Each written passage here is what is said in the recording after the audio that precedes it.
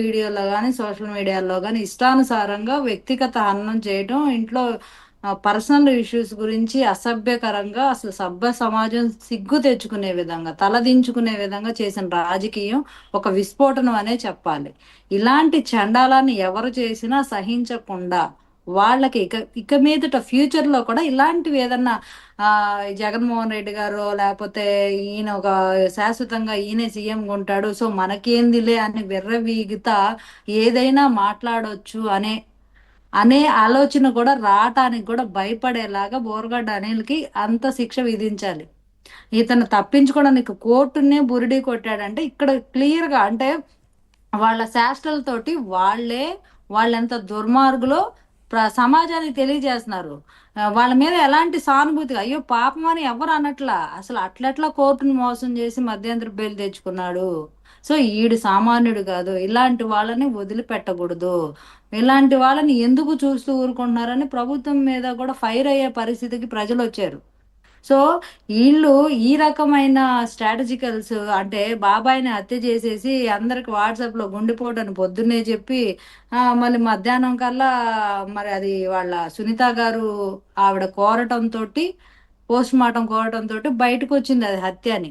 తర్వాత రోజేమో చంద్రబాబు నాయుడు గారి ఆవిడకి ఏదో చేతిలో అనుమానం కత్తి వచ్చి అక్కడ పెట్టి చెక్ చేశారు. నిజంగా చెప్పాలంటే చెక్ చేసి ఆవిడ రాకముందే జరగాల్సిన కార్యక్రమం అంతా చేద్దాం అనుకున్నారట. జరిపేయాలని కూడా ప్లాన్ చేసి ఇంకా మట్టు పెట్టేద్దాం శాశ్వతంగా ఇది బయటికి రాకుండా చేద్దాం అని కూడా చూశారు. అది ఆయన వివేకానంద రెడ్డి గారు ఆత్మ ఘోషించింది కాబోలు ఆయన నన్ను చంపారని సమాజానికి తెలియజేశారు. ఆవిడ రావడము, ఆవిడకి అనుమానం రావడం, పోస్ట్ మార్టం రావడం, అట్లా బయటికి రావడం. అదొకటి ఆ తర్వాత ఫ్రీజర్ రోజు బాక్స్ ఉంటుంది కదా, అందులో పూర్తిగా ఆయన పడుకోబెట్టి ఆ దండలు అవన్నీ వేసి ఎక్కడ కూడా చక్కగా దెబ్బలు నీట్ గా కనిపించకుండా పెర్ఫ్యూమ్లు చేసే కట్టి ప్రయత్నం కూడా చేశారంట.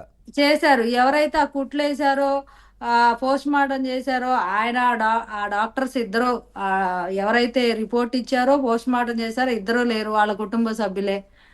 ఇద్దరు ఇప్పుడు భౌతికంగా లేరు. ఏదైతే అందులో పాల్గొన్నారో అందులో 6గురు లేరు ఇప్పుడు సాక్షులు, ఎవరైతే ప్రధాన సాక్షులుగా ఉన్నారో. ఆవిడ అలాగ ఎప్పుడైతే వెలికి తీసుకొచ్చిందో వెంటనే తర్వాత రోజు చంద్రబాబు నాయుడు గారి చేతిలో కత్తి పెట్టి నారాసుర రక్త చరిత్ర అని చెప్పి సాక్షిలో ఓదరగొట్టిన పరిస్థితి. అంటే వాళ్ళు హత్యలు చేసి ఆ హత్యలను కూడా పక్కనోళ్ళ మీద తోసేసి దాని మీద కూడా రాజకీయం ఎలా చేయాలో, ఇంత నీచ నిన్న భ్రష్టత్వ నిన్న ఎవరో రాజకీయాన్ని ఎలా చెప్తున్నారు చేయాలో నిన్న ఎవరో జగన్మోహన్ రెడ్డి గారు చెప్తున్నారు చూపించారు. బోరగడ్డ అనిల్ రిలీజ్ చేసిన వీడియో చూసి ఎవరో చెప్తా ఉన్నారు.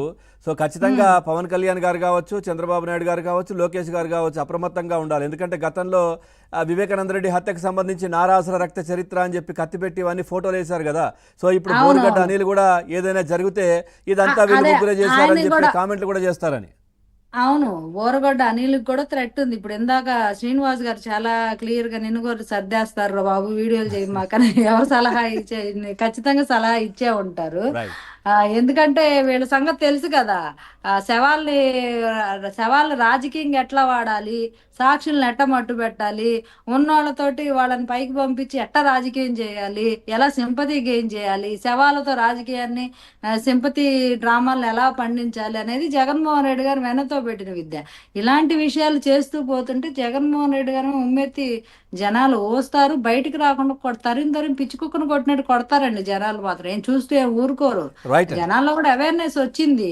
రైట్. ఇష్టానుసారంగా ఇప్పుడు బోరగడ్డ అని లేదో మనం మోసం చేయొచ్చు, కోర్టును మోసం చేయొచ్చు, మన అతి తెలివితేటలతోటి పనికి మాలిన తెలివితేటలతోటి కోర్టును ఓకే. కూడా బురిడి కొట్టించవచ్చు. మన దగ్గర ఆ శక్తి ఉంది అని అనుకుంటే కోర్టులు ఏమన్నా అంత ఆషామాషి విషయాలు కాదు. లాయర్లు ఏమంత చేతులకి గాజులు తొడుక్కొని కూర్చోలేదు.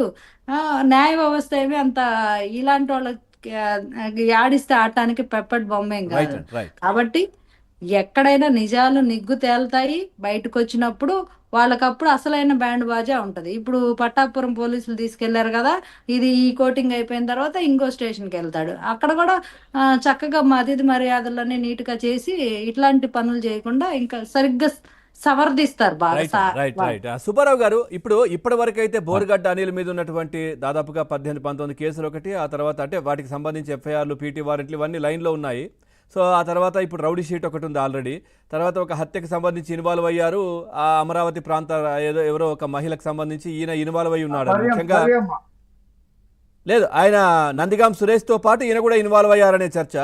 సో ఈ నేపథ్యంలో ఇప్పుడు ఏదైతే రాజమండ్రి జైల్లో ఉన్న సందర్భంలో ఈయన చేసిన కార్యక్రమం ఇప్పుడు ఏదైతే కోర్టును మోసం చేయడం, ఆ తర్వాత వాళ్ళ తల్లిగారి దగ్గరికి వెళ్తానని వెళ్లకుండా వేరే